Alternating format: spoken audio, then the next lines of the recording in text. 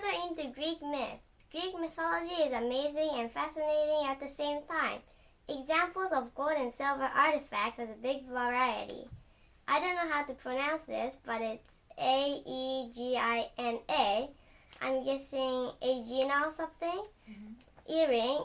So Aegina earring is found in the Minoan times. It shows two dogs on monkeys' heads enclosed by snakes. It is a gold earring. The silver medallion may once have decorated a bowl. The carving shows a girl offering a gift to Aphrodite. I'm gonna tell who Aphrodite is. Patience offerings to Greek gods are often carvings of body parts that were injured and then healed. Another one is a silver I don't know how to say this again, but it's Fibule. I'm guessing fibulae. A fibulae is a brooch-like accessory. The silver fibulae is a fibulae linked with a silver chain. It may have been used for fastening cloaks. And there are lots of kinds of coins in Greece. Each city/state has its own kinds of coins. First, in the early times, each coin was made of electrum. Electrum is a mix of gold and silver. Later, the coins were made of pure silver or sometimes gold. Many were decorated in the symbols of Greek gods. There are lots of Greek gods in Greece, and these are a tiny portion of it. The 12 Olympians are the main 12 gods.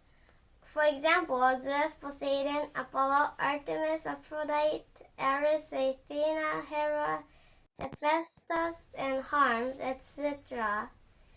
Zeus, there are lots of ways to pronounce his name. For example, Zeus, and Zeus.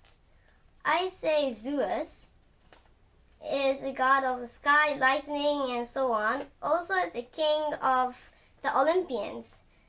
Poseidon is his brother, also Hades. Kronos is his father. Poseidon also, you can also pronounce as Poseidon, is the god of the ocean, water, and horses for some reason. He is the son of Kronos and Rhea. He has created the horses and hippocampi. I'm going to explain what hippocampi is later. Kronos is his father too. Apollo is a god of the sun, prophecies, music, and healing. He is the son of Zeus and twin of Artemis. Artemis is the goddess of nature, hunting, and the moon. She is the daughter of Zeus and Leto, twin of Apollo. Hera is the goddess of marriage, family, and perfectness. Just in case if you didn't know, God is the boy, man God, and then goddess is the ladies and women gods. And there are more interesting gods in Greece, which are not the 12 Olympians. For example, Hades is the god of death and riches, also the king of the underworld and afterlife. Underworld and the afterlife in Greek mythology, it's like the underworld is the world after you die, and then afterlife is the life you have after you die. And so Hades is the king of the underworld and afterlife. He was also kicked out of the 12 Olympians, which was once the 13 Olympians. So Hades is basically evil, so he got kicked out of the 13 Olympians, and now it's 12 Olympians. And again, I don't know how to pronounce this, but it's Gaia. I'm guessing Gaia or Gaia is the goddess of the earth and sometimes known as Mother Earth. Tartarus is the god of doom, evil, and the abyss and void. Abyss and void is pure nothingness. Tartarus is the husband of Gaia, and also he's the spirit of the abyss.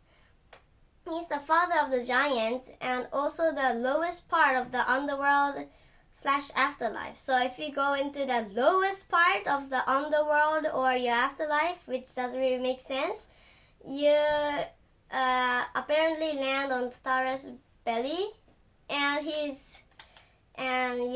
apparently Tartarus is very, very big.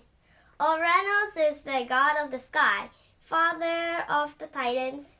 The Titans called him down to the earth, so the Titans got him away from his home territory. Uranus is the god of sky, so the Titans called him down to the earth, away from his home territory, and the Titans ambushed him, held him down, while Cronus cut him up with his scythe.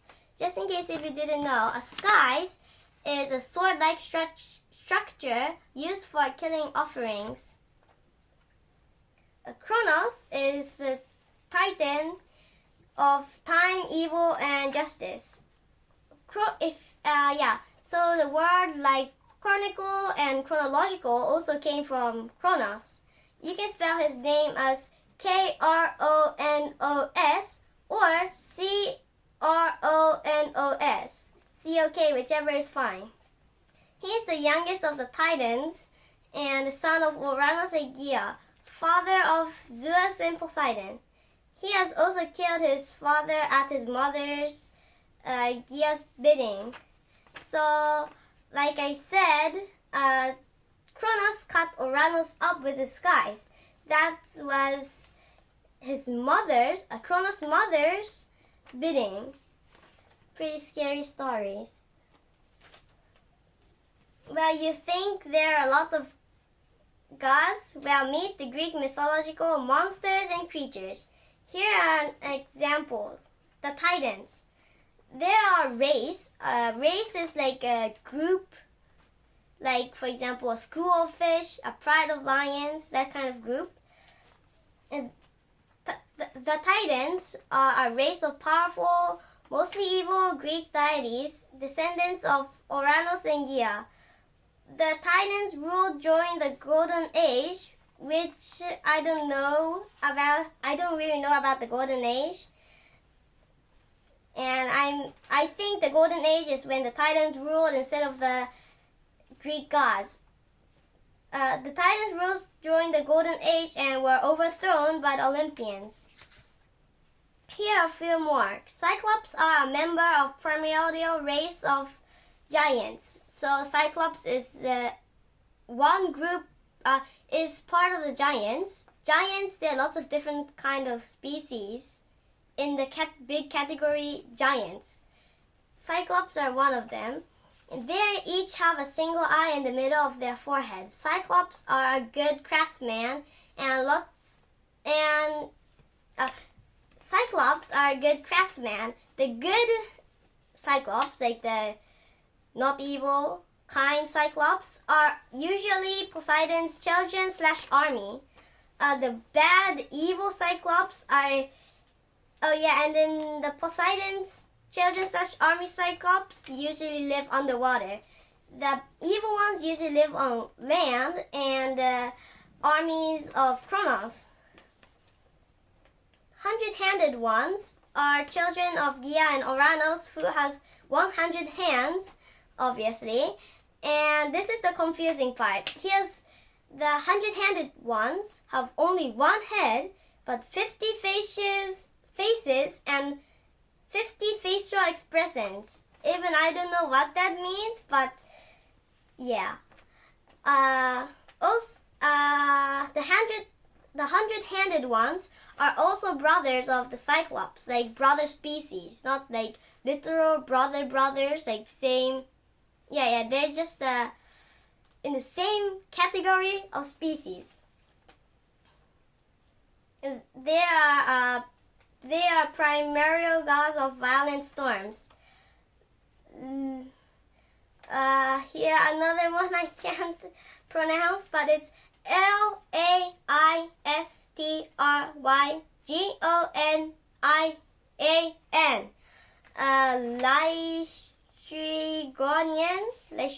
Lystrigonian. I'm gonna go with Lystrigonian.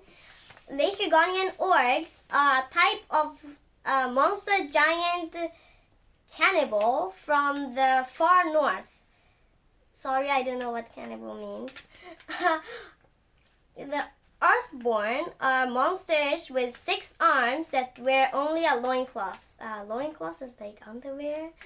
They are born from the Earth's crust, like earth, sand, soil, dirt, etc. There are a lot of Earthborn in valleys and mountains, and are always Gia's army, since Gia is the goddess of the earth. A Pegasi, which is plural, if it's singular, it's Pegasus, are a divine winged horse sired by Poseidon. A Pegasi were foaled by the Gorgon Medusa, and the brother species of the, sorry, I don't know how to pronounce, it's Chrysaors, Trisayers or something. The Medusa is the witch who has snakes for hair and very, very evil and mean. Hippocampi, plural, if it's singular, it's hippocampus, has a head of a horse and a fishtail at its back, where the back legs of a horse should have. So instead of the back legs of a horse, they have fishtails, giant ones. They come in different sizes, from big to small. They are Poseidon's army and get along with Poseidon's children. Furies are usually characterized as 3 sisters, Electro, Tisiphone, and Megaria. They are formed from the blood of Uranus. Pretty scary story. They reside in the underworld / afterlife, tormenting the evildoers. So, in the Greek mythology, if you do something bad in your life, when you go to the underworld, you get punished, and the Furies torment the evildoers, like the people who did bad stuff in their life. People are too afraid of the Furies that they call them the kindly ones. I have no idea they named the kindly ones, but okay. The 3 fates lived even before the gods, so they were born before the gods were. One of the fates, whose name was Clotho, spins the thread of life. The thread of life is a string that determines somebody's lifespan, like how long a life would be. The second is Lachesis, a measurer who determines how long a life would be on the thread of life. Last but not least, Atropos, who cuts the thread of life when they're gonna die. They cut the thread of life. Just in case if you're wondering, this is very disturbing, but Greek gods can marry how many people they like, so just please accept that. Do you think you know a lot about Greek mythology? Well, if so, good luck. To really understand the Greek myth, you've got a lot to research. The concepts, relationships are all overwhelming. Figure out more by reading Percy Jackson and the Olympians. You'll be a pro at Greek myth in no time with these adventurous, fun, and funny books by Rick Riordan. Thank you for letting me melt your brain.